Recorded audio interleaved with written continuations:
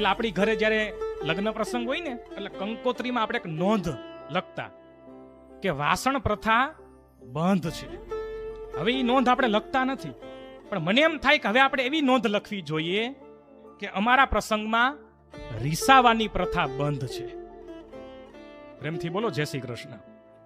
કારણ કે એક હગાવાલા એવા હોય જ જે રાહ જોઈને બેઠા હોય કે આની ઘેરે કેદી પ્રસંગ આવે અને હું કેદી રિહાવ, એની કેદી ફજેતી કરું. મતલબ કે આવા લોહીના સંબંધ હોય તો હું કામના લાગણીનો સંબંધ બહુ મોટો હોય છે. અને ઘણીવાર આપણે સાંભળતા નથી, ઘણા આપણા સગા સંબંધી આપણને ફરિયાદ કરતા હોય કે તમારા દીકરાની હગાઈ થઈ, તમે અમને કીધુંય નહીં.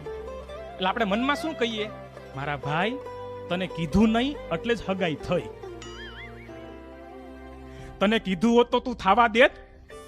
100 કિલોમીટર સુધી તારું ઘરનું પેટ્રોલ બગાડી તે સંબંધો તોડ્યા હોય એવા તારા રેકોર્ડ બોલે છે. તને ક્યાં આધારે અમારે કેવું? સાચું કે નહીં?